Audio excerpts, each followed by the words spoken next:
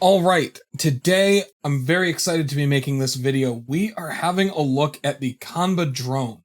Qanba has been killing it, putting out top recommendations at every price point. From the big boy dragon to the entry-level drone that we're going to be looking at today, they've made sure their name is going to show up in any recommendations list. Not that any of us know how to pronounce that name. Okay, how do you say this now? Qanba. Really?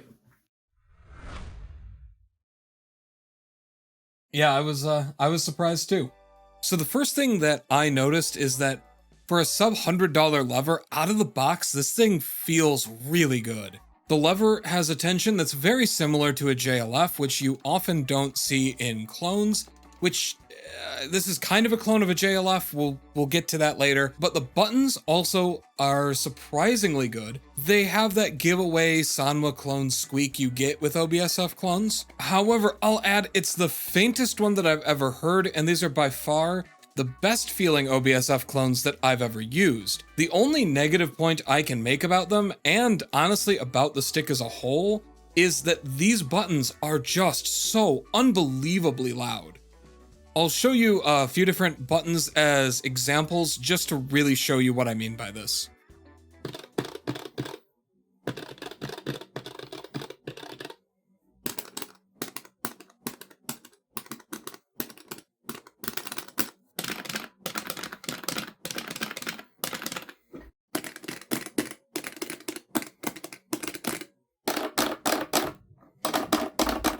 There were points that I was playing on this and honestly annoying myself just because of how loud these buttons were. It was distracting from actually even playing the game. Honestly, these are the only glaring issues, so I'm really hoping that Qanba will do something about fixing them, especially when they claim it's something they already address. Alright, that big issue out of the way, I will deal with a couple of smaller things that may be deal breakers depending on the individual. First thing, the drone does support the major platforms that fighting games get played on, so that's going to be your PlayStation 3, PlayStation 4, and PC. Sorry, X-Bros, you're out of luck on this one. The second thing to point out about this is while I personally feel that the stick has enough heft to it, it is on the lighter side, though I'll add I'm almost positive that that is intentional. See, when you look up here at this top button cluster, there's a tournament lockout switch. Now, this is basically unheard of at this price point. If you're unfamiliar, what this will do is it will turn off all of these other utility buttons so you don't accidentally disqualify yourself in a round or a match. It depends on the rules of the tournament. And this switch is why I say that the lightweight is intentional. The drone is designed as a road warrior.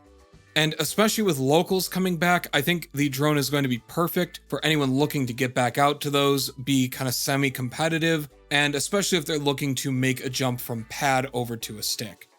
It's worth remembering you can take whatever you want to a tournament so long as it doesn't break any rules, but you're going to have to carry it the whole time. And yeah, I mean, I love the dragon, it looks so cool, but do you really want to carry that thing around? Base model, it's like 15 pounds. Mine has an aluminum plate on it and it's up to close to 17 or 18 now. The drone has just enough weight on it to not be shifting all around in your lap, but also light enough that it's not at all inconvenient to carry it around. It also has this cubby on the front of it where you can tuck the wire in while not in use, and it is also just the right size that if you have a detachable shaft, you can detach it and put it in on the other end of the cubby and it will stay in place, which is honestly just incredibly clever on Qanba's part. Finishing up my thoughts about this top row of buttons, they're just so intelligently laid out. The big thing that sticks out is both the start and select buttons are within reach of your hands from a resting position. And it is hard to overstate just how good of a design decision this is. See, when you're grinding out a combo, trying to get it consistent, and you're in the lab and you want to just hit that select button so that you reset, it's right there. You don't have to give up your grip on the joystick. You can keep your same hand position, everything. The ability to just reach a finger out and tap it, it keeps you in the flow so much better while you're doing this kind of thing. It's just, again, I come back to clever. In line with its competitive aspirations, the drone has a very good board in it. Qanba's never been trying to compete with like top of the line S tier boards like a Brook UFB or something, but they have been consistently putting out sticks that have really solid responsive boards in them, and the drone is no different. And that is about all there is to say about the outside of the stick. To get inside of the stick, you first need to take the ball top off, which thankfully there's this nice little access door on the bottom, and the body is held together by 6 screws that are mercifully short and use a standard Phillips size 1 head. The inside of the stick is basic. The 8 face buttons are attached to the top of the case, while the lever is screwed into 4 standoffs that come off of the bottom half of the case. I said I'd address the lever later, and so here we are now. It's interesting. It's kind of a combination of a Sanwa JLF and a Shimetsu LS40. The cam and actuator are very much like a Sanwa JLF, but the switches, gate, and body are a lot more like a Shimetsu LS40. Surprisingly, it has real Omron switches, which is much better quality than you would expect to see in any kind of cloned arcade stick. Replacement options for the lever are going to be pretty limited. There's a cutout where the wires run through by default, and this is lined up exactly with where the 5-pin goes into a JLF. Hori Hayabusa, Shimetsu LS32, ironically the LS40, those are all right out. They just do not fit in here. The LS56 and its derivatives, like the LS60, 58, and 62, those are all going to fit, but you're going to need to rearrange the pins in the connector because it's going to be upside down and mirrored.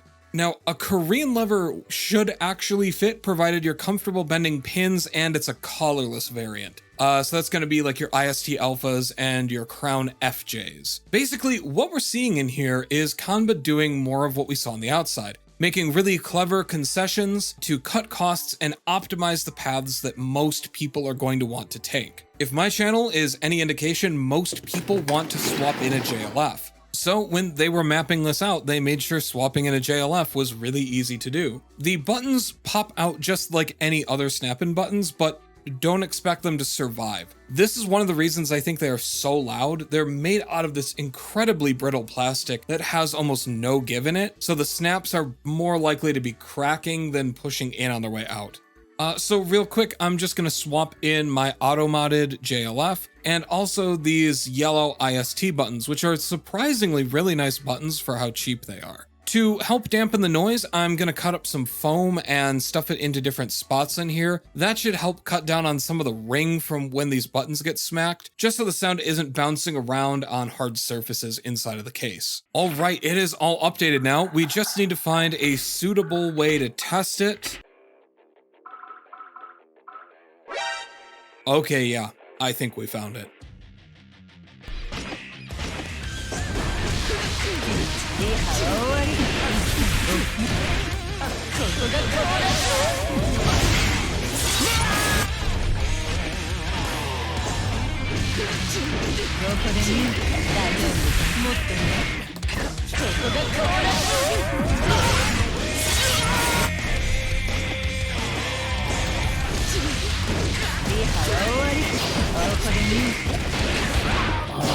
Come on.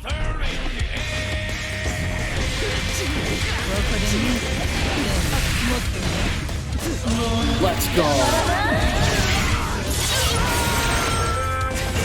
Yeah, boy. No response, but hey, you're ready back to back.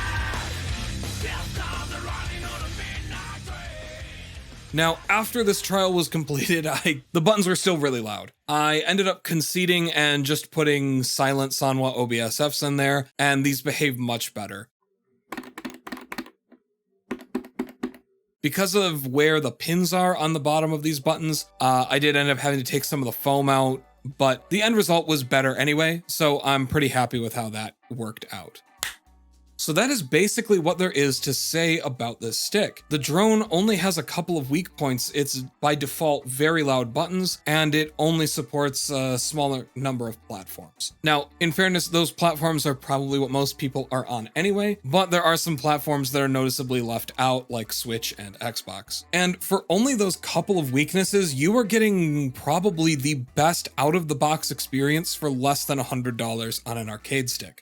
For anyone who's looking to get more competitive, I think the drone is honestly a no-brainer. Most tournaments are going to be using PCs or some form of a PlayStation, so you're completely covered, and you have features on this thing you aren't going to start seeing until you're spending twice what the asking price of the drone is. And even if you aren't trying to get competitive and you're just playing at home for fun, again, the drone is just got the best stuff out of the box. I've used both the 8-bit Do and the Mayflash F300. Both of them have their place, but just out of the box experience, this one is legitimately playable straight out of the gate, and I'm not immediately feeling like, oh, I gotta go swap all this stuff out.